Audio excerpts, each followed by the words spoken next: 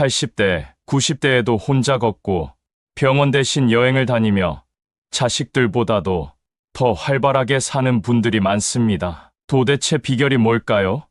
이분들은 단순히 운이 좋았다가 아닙니다. 오늘 알려드릴 습관은 의사들도 인정한 간단하지만 강력한 방법들이며 실제로 80대, 90대 장수자들이 실천해온 비결입니다. 이 영상에서 여러분이 알게 될 7가지 습관이 그 해답입니다. 여러분, 지금 좋아요와 구독, 알림 설정을 누르시면 이 중요한 정보를 절대 놓치지 않으실 겁니다. 건강은 늦기 전에 준비해야 하는 법입니다. 구독은 무료지만 이 영상이 여러분의 인생을 바꿀지도 모릅니다.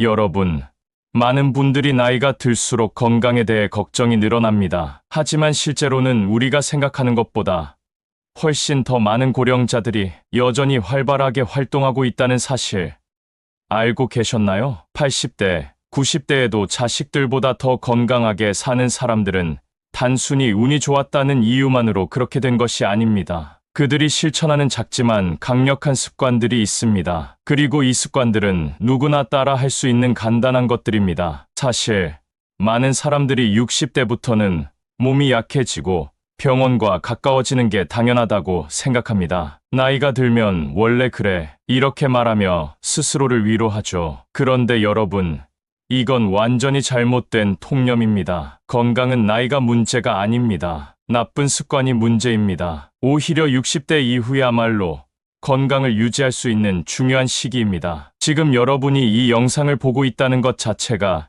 이미 첫걸음을 내디딘 셈입니다. 이 영상에서는 의사들도 인정한 실제로 고령자들이 실천하며 효과를 본 7가지 습관을 다룰 겁니다. 이 습관들은 이미 수많은 사람들의 삶을 바꿨고 여러분의 인생을 바꿀 준비도 되어 있습니다. 통계적으로 60대 이후부터는 만성질환의 발병률이 급격히 증가합니다. 고혈압, 당뇨, 관절염, 그리고 치매까지 병원 진료가 늘어나는 이유는 간단합니다. 우리가 그동안 건강을 위해 한다고 믿었던 많은 것들이 사실은 효과가 없었기 때문입니다. 광고에서 떠드는 비싼 건강 보조제나 슈퍼푸드라는 이름으로 팔리는 과대 포장된 제품들, 정말 도움이 되었나요? 아니죠. 정말로 필요한 것은 간단하고 실천 가능한 생활 습관입니다. 돈이 많이 들지도 않고 지금 당장 시작할 수 있는 습관들이 여러분을 병원 대신 여행지로 데려다 줄 겁니다. 예를 들어 운동입니다. 많은 분들이 운동은 젊은 사람들만의 특권이라고 생각합니다. 하지만 현실은 그렇지 않습니다. 80대, 90대에도 매일 걷기 운동을 실천하는 분들은 오히려 병원을 덜 찾습니다. 왜냐고요? 그분들은 자신의 몸을 움직이는 것이 얼마나 중요한지 알고 단순한 습관이라도 꾸준히 실천하기 때문입니다. 하지만 대부분의 사람들은 이 나이에 무슨 운동?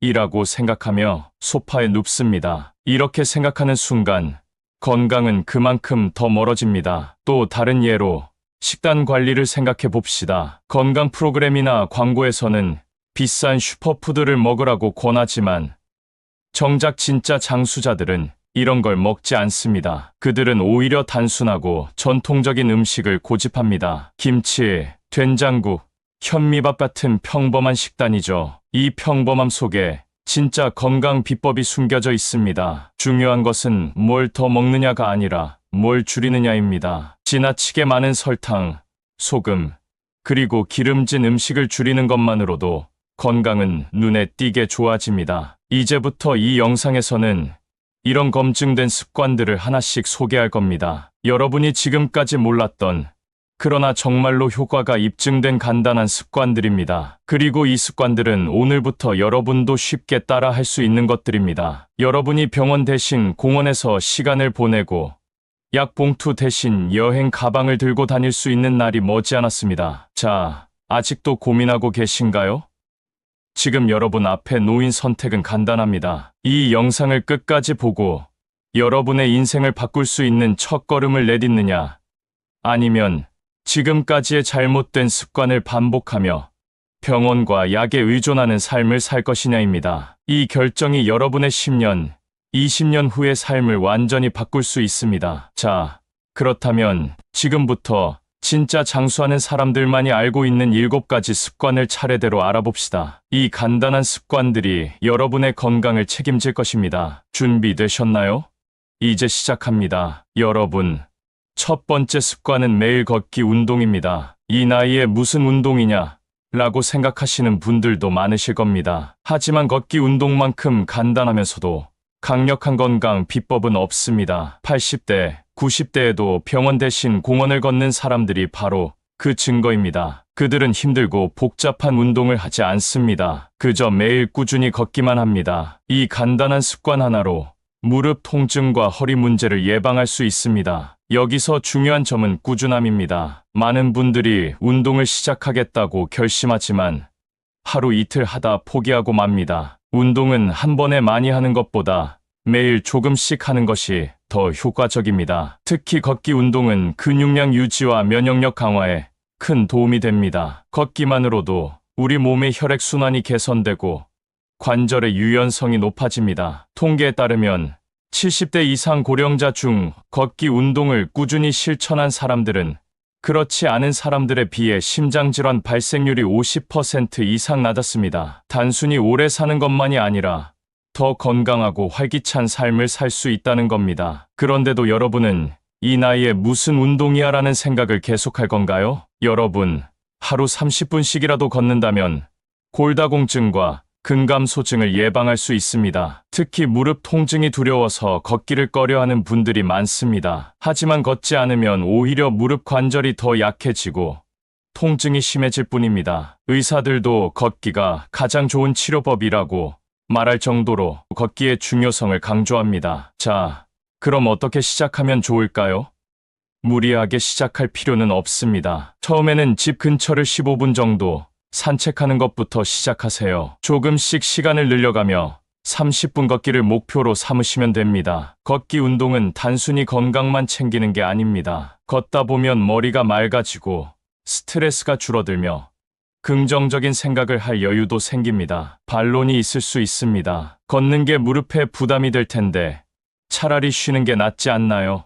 하지만 실제로는 그렇지 않습니다. 걷지 않으면 근육이 약해지고 관절 주변의 근육이 지지력을 잃으면서 통증이 더 심해질 가능성이 높아집니다. 차라리 가볍게라도 걷는 것이 관절의 유연성과 근력을 유지하는데 훨씬 효과적입니다. 그리고 걷기를 하면 중요한 것은 자세입니다. 허리를 펴고 배에 약간 힘을 주어 바른 자세로 걷는 것이 좋습니다. 올바른 자세로 걷기만 해도 허리 통증이 줄어들고 척추 건강에도 도움이 됩니다. 마지막으로 강조하고 싶습니다. 걷기는 가장 쉬운 운동이지만 그 효과는 절대 간단하지 않습니다. 매일 걷는 것만으로도 여러분의 삶이 달라질 수 있습니다. 병원에 가서 주사 맞고 약을 먹는 대신 지금 당장 문을 열고 밖으로 나가서 걷기 시작하세요. 여러분의 무릎과 허리가 감사할 겁니다. 지금 여러분 앞에 있는 길이 바로 건강으로 가는 첫걸음입니다. 두 번째 습관은 바로 식단 관리입니다. 잘 먹는 게 건강이다 라고들 하시죠. 하지만 여기서 말하는 잘 먹는 것은 비싼 음식이나 TV에서 홍보하는 슈퍼푸드가 아닙니다. 진짜 장수자들은 우리 주변에서 쉽게 구할 수 있는 평범한 음식들로 건강을 지킵니다. 김치, 된장국, 나물 반찬 같은 전통 음식들이 그들의 장수 비결입니다. 그런데 왜 우리는 점점 더 비싼 보조제나 건강식을 찾게 되는 걸까요?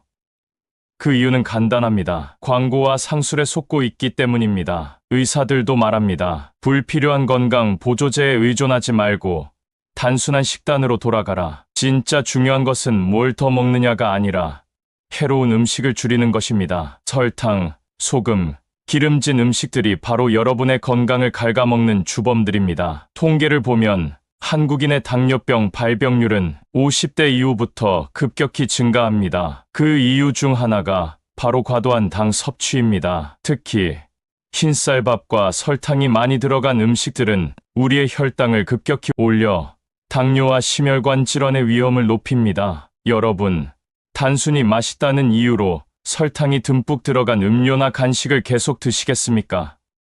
그 달콤함이 여러분의 건강을 갉아먹고 있는 것입니다. 식단을 바꾸는 것이 어려워 보일 수도 있습니다. 하지만 생각보다 간단합니다. 흰쌀밥 대신 현미밥, 설탕 대신 천연 감미료, 기름진 튀김 대신 구운 음식으로 대체하는 것만으로도 엄청난 변화가 생깁니다. 이제 제가 아는 김순자 할머니 이야기를 들려드릴게요. 73세의 이 할머니는 작년까지만 해도 매일 아침을 달달한 잼을 바른 식빵으로 시작하셨답니다. 점심은 어김없이 흰쌀밥에 달콤한 불고기가 있어야 했죠. 당연히 당뇨 수치는 계속 올라갔고 당뇨약도 하루 3알씩 드셔야 했습니다. 그러던 어느 날 의사 선생님의 조언으로 식단을 바꾸기로 결심하셨어요. 아침은 현미밥에 된장국으로, 점심은 나물 반찬 위주로 바꾸셨죠. 특히 단 음식은 모두 제철 과일로 대체하셨습니다. 놀라운 변화는 6개월 만에 찾아왔어요. 당뇨약이 3알에서 1알로 줄었고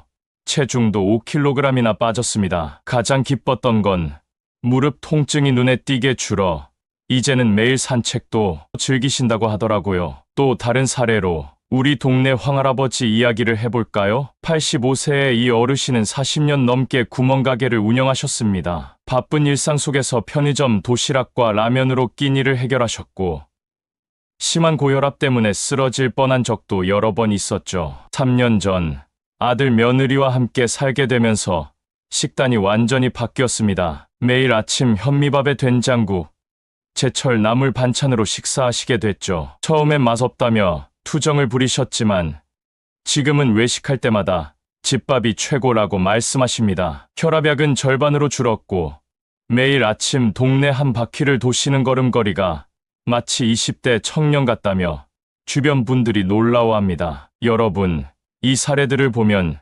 식단 하나 바꾸는 것만으로도 엄청난 변화가 일어날 수 있음을 알 수 있습니다. 하지만 많은 분들이 이 나이에 무슨 식단을 바꾸냐라고 하실 겁니다. 지금이라도 늦지 않았습니다. 설탕과 정제된 탄수화물은 치매의 위험을 높이는 주요 원인입니다. 한 연구에서는 정제된 탄수화물 섭취가 치매 발병 위험을 40% 이상 증가시킨다고 합니다. 그렇다면 식단을 어떻게 바꿔야 할까요?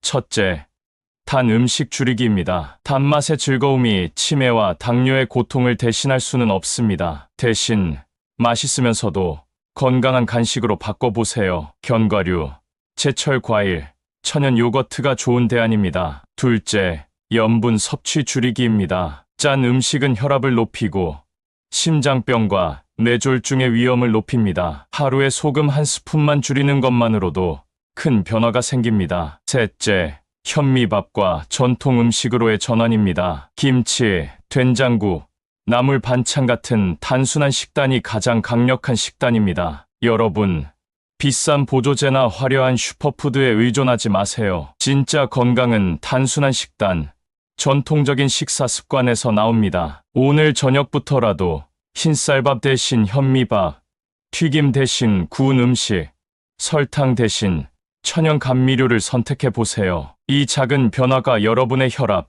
혈당, 체중을 조절해 줄 것입니다. 건강은 복잡한 것이 아닙니다. 단순한 식단, 그 안에 모든 답이 있습니다. 지금 당장 실천해 보세요. 여러분의 몸이 곧 감사하게 될 것입니다. 세 번째 습관은 규칙적인 수면과 충분한 휴식입니다. 잠이 보약이다라는 말 많이 들어보셨죠?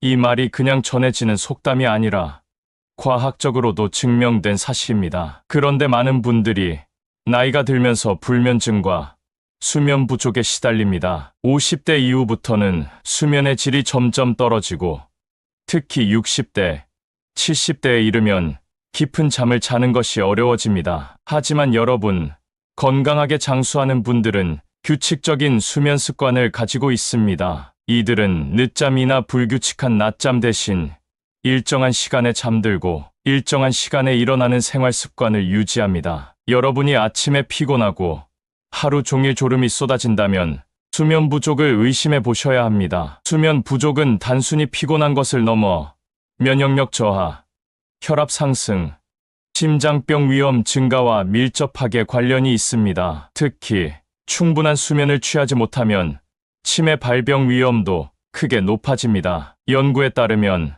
하루 6시간 이하로 자는 고령자는 치매 발병률이 50% 이상 높다고 합니다. 여러분, 수면을 노인에게 사치라고 생각하지 마세요. 충분한 수면은 노화 속도를 늦추고 몸의 회복을 돕는 최고의 치료제입니다. 그런데 왜 우리는 밤마다 뒤척이며 잠을 설치고 낮잠으로 피로를 달래려 할까요?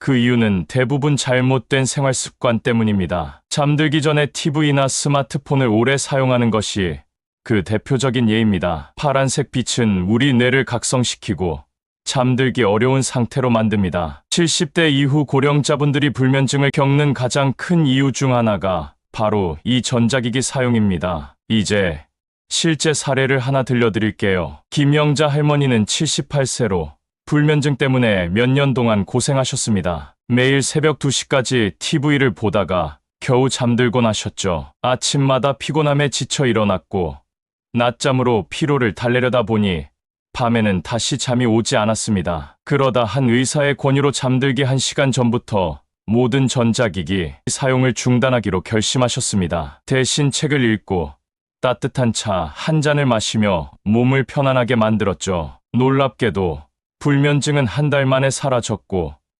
지금은 매일 밤 10시에 잠들어 아침 6시에 일어나는 규칙적인 수면 습관을 유지하고 계십니다. 이제는 아침이 기다려진다고 할머니는 말씀하십니다. 또 한 가지 사례입니다. 박할아버지는 82세로 오래된 스트레스와 불면증에 시달리셨습니다. 약을 먹어도 잠이 오지 않아 고민이 많았죠. 그러던 중 하루 30분씩 햇볕을 쬐고 산책을 하라는 조언을 받았습니다. 햇볕을 쬐는 것만으로도 우리의 뇌에서 수면 호르몬인 멜라토닌 분비가 원활해진다는 사실 알고 계셨나요? 각 할아버지는 매일 아침 산책을 시작했고 낮에는 졸음이 줄어들었으며 밤에는 깊은 잠을 잘 수 있게 되었습니다. 약보다 더 좋은 치료제라며 이제는 산책을 거르지 않으신다고 합니다. 여러분, 이 사례들에서 보듯이 수면과 휴식은 단순히 피로를 푸는 것이 아니라 몸과 마음을 재충전하는 시간입니다. 특히 낮잠도 중요합니다. 하지만 낮잠을 30분 이상 자면 오히려 밤에 잠이 오지 않으니 짧고 가볍게 20분에서 30분 정도로 제한하는 것이 좋습니다. 반론이 있을 수 있습니다. 나이가 들면 잠이 줄어드는 게 당연한 거 아니야? 라고요. 물론 노화로 인해 수면 시간이 줄어드는 것은 자연스러운 현상입니다. 하지만 수면의 질을 높이는 것은 가능합니다. 잠이 줄어드는 대신 깊고 편안한 잠을 자는 것이 중요합니다. 이를 위해서는 전자기기 사용 줄이기, 낮에 햇볕 쬐기, 규칙적인 수면 시간 유지와 같은 간단한 습관을 실천하면 됩니다. 마지막으로 강조하고 싶습니다. 여러분의 몸은 수면 중에 재생과 회복을 합니다. 제대로 자지 못하면 몸은 제 기능을 다하지 못하고 면역력은 급격히 떨어집니다. 지금 당장 오늘 밤부터라도 TV와 스마트폰을 끄고 따뜻한 차 한 잔과 함께 하루를 마무리해 보세요. 이 작은 변화가 여러분의 건강을 지키는 가장 큰 힘이 될 것입니다. 건강한 삶은 충분한 수면에서 시작됩니다. 지금부터라도 숙면을 위한 작은 변화를 시작해 보세요. 몸이 곧 달라질 것입니다. 네 번째 습관은 스트레스 관리와 마음의 평화입니다. 여러분, 우리가 간과하기 쉽지만 스트레스는 모든 질병의 시작입니다. 나는 스트레스가 별로 없어요 라고 말하는 분들도 계시겠지만 사실 나이가 들수록 스트레스는 더 깊이 몸과 마음을 갉아먹습니다. 특히 고령층은 젊을 때와 달리 스트레스 해소 방법이 줄어들고 만성적인 스트레스에 시달리기 쉽습니다. 고혈압, 당뇨, 심장병 등의 만성 질환, 대부분이 스트레스와 밀접하게 연결되어 있다는 사실 알고 계신가요? 사실 스트레스는 단순한 마음의 문제가 아닙니다. 스트레스가 지속되면 우리 몸의 코르티솔 호르몬이 과도하게 분비되고 이는 면역력을 급격히 떨어뜨립니다. 코르티솔 수치가 높아지면 몸은 계속해서 긴장 상태에 놓이게 되고 혈압 상승, 혈당 증가, 염증 반응이 발생합니다. 그래서 화병이라는 말이 괜히 나온 게 아닙니다. 나이 들면서 누적된 스트레스는 결국 몸의 병으로 나타나게 됩니다. 여기서 중요한 점은 스트레스를 완전히 없애는 것은 불가능하다는 것입니다. 대신 어떻게 관리하느냐가 중요합니다. 규칙적인 운동과 충분한 수면이 스트레스 관리에 도움이 된다고는 하지만 그보다 더 중요한 것은 마음의 평화를 찾는 것입니다. 어떤 분들은 종교적인 믿음에서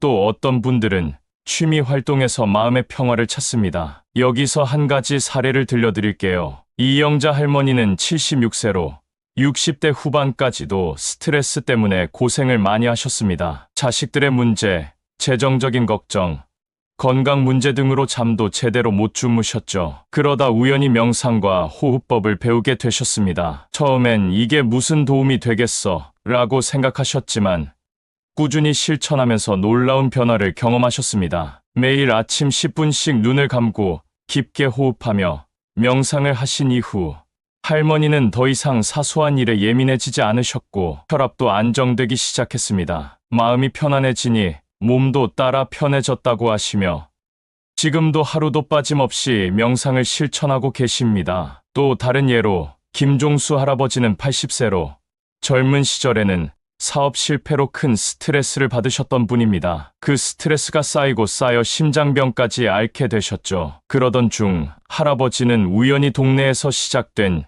취미 모임에 참석하게 되셨습니다. 그림을 그리며 스트레스를 해소하고 같은 취미를 가진 친구들을 만나면서 마음의 짐이 한결 가벼워졌습니다. 그림 그리는 시간이 내 인생의 쉼표가 되었다고 할아버지는 말씀하십니다. 심장병 약도 줄었고 무엇보다 웃는 얼굴이 많아졌다고 주변 사람들도 놀라워합니다. 여러분, 이 사례들을 보면 스트레스를 어떻게 관리하느냐에 따라 건강의 차이가 극명하게 나타납니다. 스트레스는 피할 수 없는 현실이지만 반드시 관리할 수 있는 현실입니다. 그렇다면 어떻게 하면 스트레스를 효과적으로 관리할 수 있을까요? 첫째, 호흡법과 명상을 추천합니다. 하루 10분, 눈을 감고 깊은 호흡을 해보세요. 호흡이 깊어지면 몸과 마음이 함께 안정됩니다. 심호흡은 우리 몸의 자율신경계를 조절하여 스트레스 호르몬 분비를 줄이는데 도움을 줍니다. 둘째,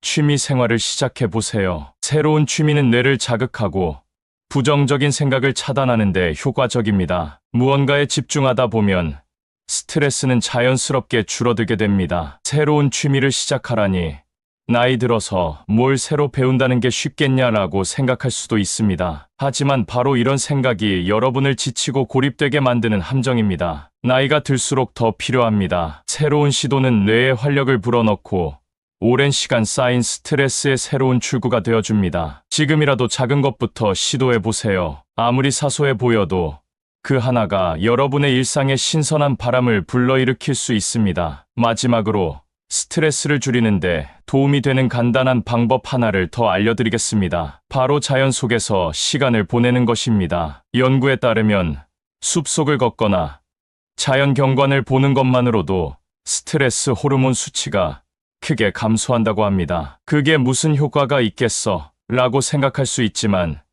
직접 해보면 그 차이를 바로 느낄 수 있을 겁니다. 하루 30분 공원이나 숲길을 걸어보세요. 마음의 평화가 찾아오면서 몸도 자연스럽게 회복됩니다. 스트레스 관리가 곧 건강 관리입니다. 마음의 평화를 찾는 것이 장수의 비결입니다. 오늘부터라도 작은 변화, 작은 시도부터 시작해보세요. 여러분의 몸과 마음이 곧 달라질 것입니다. 다섯 번째 습관은 근육 유지와 간단한 근력 운동입니다. 나이가 들면서 가장 크게 변화하는 것 중 하나가 바로 근육량의 감소입니다. 60대 이후부터는 매년 근육량이 약 1%씩 줄어든다는 사실 알고 계셨나요? 이 근육 감소가 단순한 힘의 문제를 넘어 건강 전반에 걸쳐 치명적인 영향을 미친다는 점이 중요합니다. 근육이 줄어들면 면역력도 떨어지고 관절 통증이 심해지며 낙상의 위험이 크게 높아집니다. 결국 병원 방문이 잦아지고 약에 의존하는 삶이 시작되죠. 저는 최근에 이상현 할아버지를 만난 적이 있습니다. 올해로 79세가 되신 할아버지는 몇 년 전까지만 해도 무릎 통증 때문에 거동이 불편했습니다. 매일 아침마다 일어나는 것이 고역이었고 집 근처 공원에 산책을 나가는 것은 꿈도 못 꿀 일이었죠. 병원에서는 나이가 들어 근육이 줄어들어서 무릎 관절이 지탱하지 못한다는 진단을 받으셨습니다. 할아버지는 그 말을 듣고 결심했습니다. 의자의 도움을 받아 매일 10분씩 일어섰다 앉는 운동을 시작하셨습니다. 처음에는 다리가 떨리고 힘들었지만 이 운동만큼은 포기하지 않겠다는 다짐으로 꾸준히 실천하셨죠. 6개월이 지나고 나니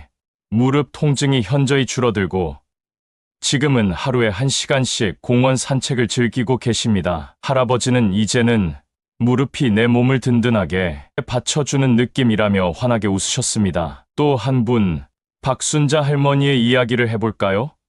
82세의 박 할머니는 오랫동안 허리 통증으로 고생하셨습니다. 하루 종일 의자에 앉아 있는 시간이 많다 보니 허리의 근육이 약해져 점점 더 통증이 심해졌죠. 처음에는 진통제로 통증을 참아보려 했지만 효과는 일시적이었고 약에만 의존하는 것이 걱정되기 시작했습니다. 그러다 병원에서 허리 근육을 강화하지 않으면 통증이 더 심해질 수 있다는 말을 듣고 집에서 간단하게 할 수 있는 벽 밀기 운동을 시작하셨습니다. 하루에 딱 5분만 벽에 손을 대고 밀어내는 동작을 반복하셨는데 한 달 후에는 허리의 통증이 눈에 띄게 줄었습니다. 지금은 집안일도 거뜬히 해내시며 이제는 허리가 꼿꼿해졌다고 자부심을 갖고 계십니다. 제가 알고 있는 이정호 할아버지도 비슷한 경험을 하셨습니다. 84세인 이 할아버지는 젊은 시절부터 체력이 좋아 몸을 자랑하곤 했지만 70대 중반을 넘어서면서부터 빠르게 체력이 떨어지는 것을 느끼셨습니다. 특히 계단을 오르내릴 때마다 숨이 차고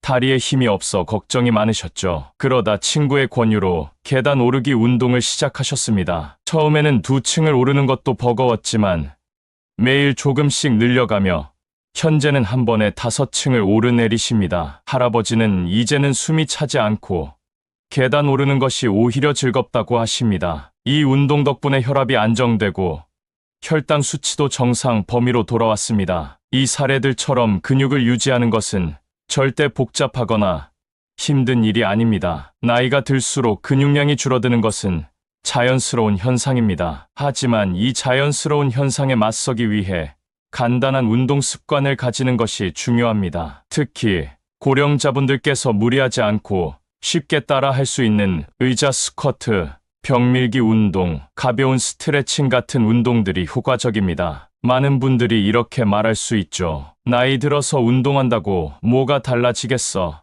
하지만 이 생각이야말로 여러분의 건강을 더 악화시키는 고정관념입니다. 통계를 보면 70대 이상 고령자의 30%가 매년 한 번 이상 낙상을 경험하고 이 중 상당수가 골절로 인해 거동이 불편해집니다. 근력을 유지하는 작은 습관만으로도 이러한 위험을 크게 줄일 수 있습니다. 여러분, 지금이라도 늦지 않았습니다. 하루 10분만 시간을 내어보세요. 의자에서 일어섰다 앉는 스쿼트 운동, 벽에 손을 대고 밀어내는 간단한 운동, 그리고 가벼운 스트레칭만으로도 충분합니다. 중요한 것은 매일 꾸준히 실천하는 것입니다. 근육은 나이가 들어서도 계속해서 성장할 수 있으며 그 변화는 생각보다 빠르게 나타납니다. 마지막으로 강조하고 싶습니다. 근력 운동이 단순히 몸의 힘을 기르는 것이 아닙니다. 근력 운동은 면역력을 높이고 혈당을 조절하며 골다공증 위험을 줄여주는 핵심적인 습관입니다. 지금 당장 오늘부터 시작해보세요. 의자에 앉아 있는 동안에도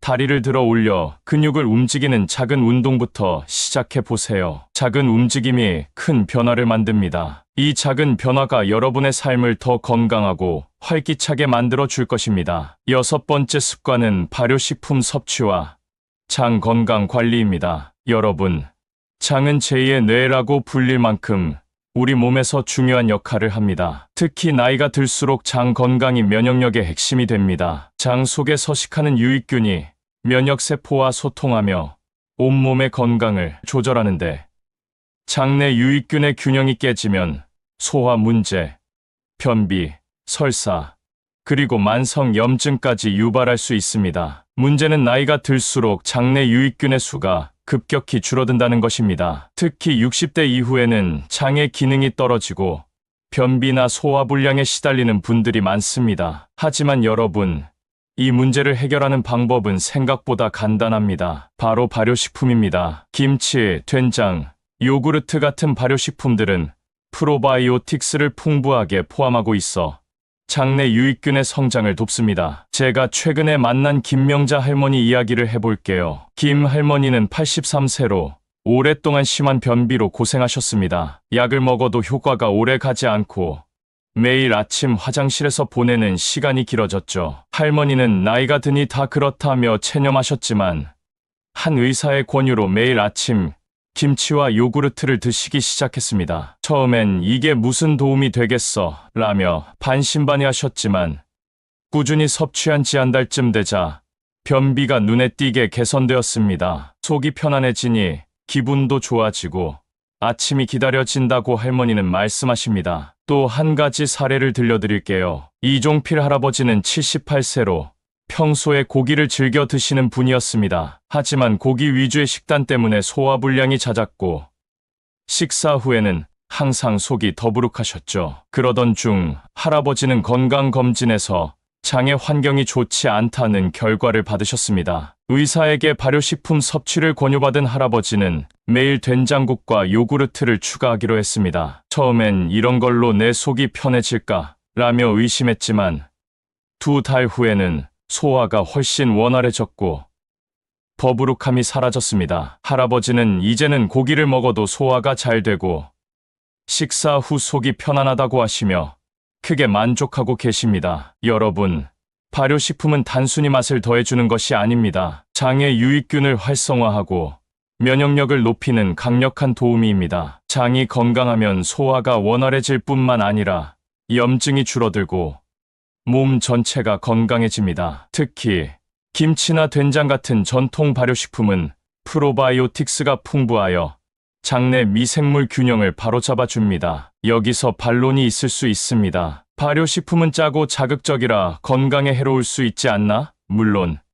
지나치게 짠 발효식품은 피하는 것이 좋습니다. 하지만 적당한 양의 발효식품은 오히려 장의 환경을 개선하고 염증을 줄이는 효과가 있습니다. 짠맛이 걱정된다면 저염 김치나 된장을 선택하거나 양을 조절해 드시면 충분히 건강한 효과를 볼 수 있습니다. 또 한 가지 중요한 점은 발효식품만으로는 부족할 수 있습니다. 장내 유익균이 제대로 자라기 위해서는 식이섬유가 필요합니다. 그래서 발효식품과 함께 식이섬유가 풍부한 채소와 과일을 함께 섭취해야 합니다. 특히 고령자분들은 현미, 잡곡, 채소를 꾸준히 섭취함으로써 장내 환경을 더욱 개선할 수 있습니다. 식이섬유는 장의 운동을 돕고 변비를 예방하는 데도 큰 도움이 됩니다. 제가 아는 최복자 할머니는 올해 86세로 장 건강이 좋아져서 자랑이 대단하십니다. 젊었을 때부터 꾸준히 된장국과 김치를 즐겨 드셨고 하루 한 번은 반드시 요구르트를 챙겨 드십니다. 내 장이 건강하니까 몸도 건강하고 약도 먹지 않는다고 말씀하시며 실제로 병원에 가는 일이 거의 없습니다. 할머니는 된장국 한 그릇이 약보다 낫다며 가족들에게도 늘 발효식품을 권장하십니다. 마지막으로 강조하고 싶습니다. 여러분의 장은 면역력의 중심입니다. 장이 건강해야 몸 전체가 건강해집니다. 오늘부터라도 매일 아침 김치 한 조각, 된장국 한 그릇, 요구르트 한 컵을 꼭 챙겨보세요. 이 작은 습관이 여러분의 장과 면역력을 튼튼하게 만들어 줄 것입니다. 장 건강이 곧 면역력의 시작입니다. 지금부터라도 발효식품을 꾸준히 섭취하며 장을 건강하게 관리해 보세요. 여러분의 몸이 곧 감사할 것입니다. 7번째 습관은 사회적 활동과 인간관계 유지입니다. 여러분, 건강하게 오래 사는 사람들의 공통점 중 하나는 사람들과의 소통과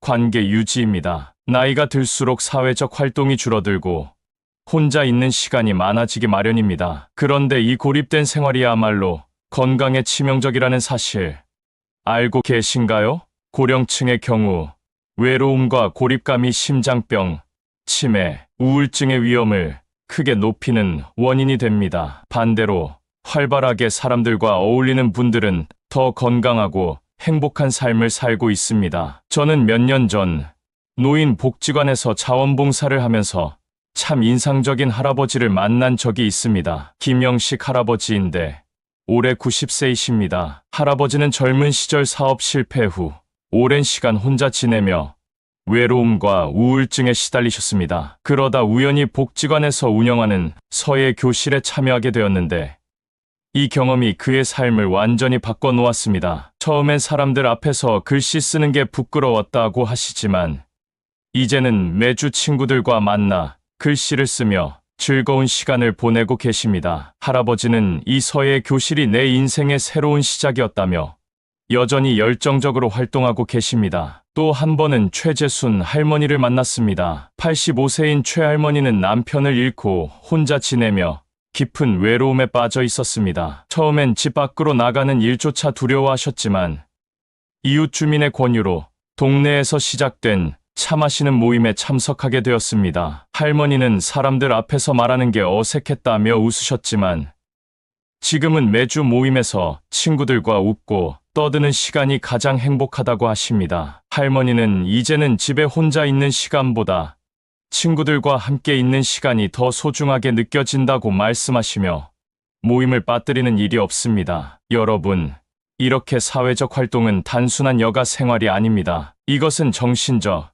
신체적 건강을 유지하는 중요한 습관입니다. 연구에 따르면 외로움과 고립감을 느끼는 고령자는 심장병 발병 위험이 30% 이상 증가한다고 합니다. 고립된 생활이 뇌의 활동을 둔화시키고 치매 발병 위험도 높이는 것입니다. 나이 들어 무슨 모임이야? 그냥 집에서 쉬는 게 낫지라고 생각하시는 분들도 계실 겁니다. 하지만 이런 생각이야말로 여러분의 건강을 해치는 고정관념입니다. 혼자 지내는 시간이 길어질수록 몸과 마음이 점점 더 약해지고 우울감과 무기력감이 찾아오게 됩니다. 많은 분들이 처음엔 새로운 사람들과의 만남을 불편해하지만 막상 한번 참여해보면 왜 진작 시작하지 않았을까?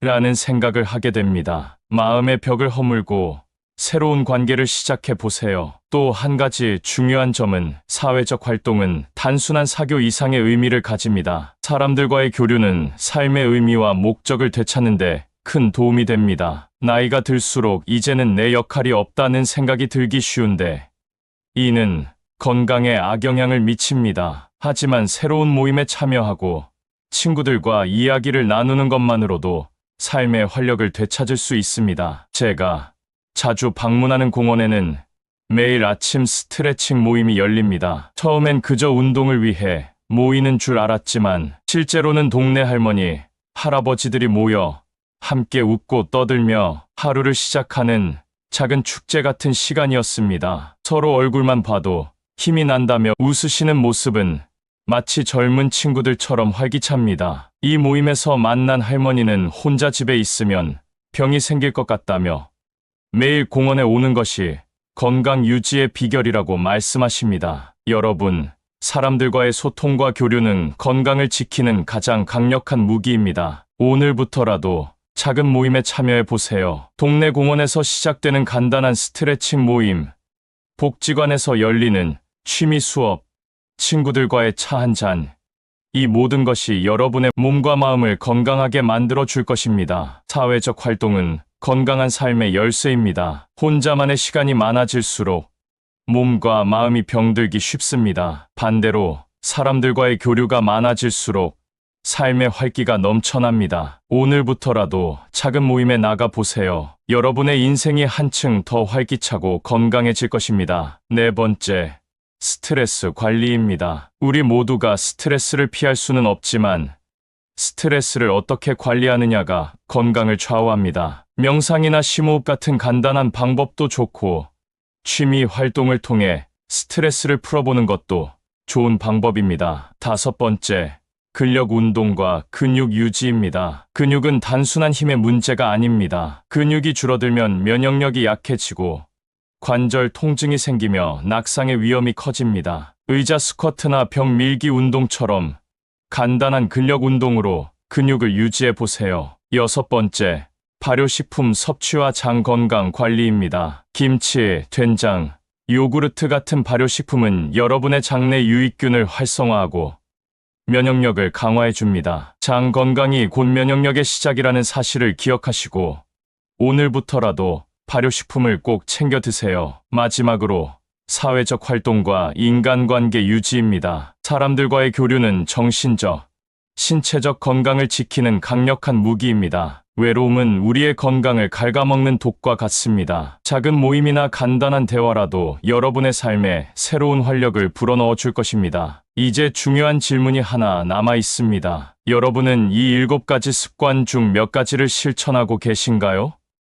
오늘 영상을 보며 나도 한번 해봐야겠다는 생각이 드셨다면 바로 지금이 시작할 때입니다. 작은 변화가 큰 변화를 만듭니다. 모든 것을 한꺼번에 바꾸려고 할 필요는 없습니다. 하나씩 작은 것부터 실천해 보세요. 오늘은 짧은 산책을 나가 보시고 내일은 아침 식사에 김치 한 조각을 추가해 보세요. 이 작은 시도들이 쌓이면 여러분의 몸과 마음이 눈에 띄게 달라질 것입니다. 여러분, 건강은 복잡한 것이 아닙니다. 우리의 일상 속에서 간단한 습관의 변화로 충분히 건강을 되찾을 수 있습니다. 지금부터라도 꾸준히 실천해 보세요. 80대, 90대에도 활기차고 건강하게 여행을 다니며 자식들보다 더 활발하게 사시는 그분들처럼 여러분도 충분히 그렇게 살 수 있습니다. 마지막으로 부탁드리고 싶은 것이 있습니다. 이 영상이 조금이라도 도움이 되셨다면 좋아요와 구독, 알림 설정을 꼭 부탁드립니다. 구독은 무료이지만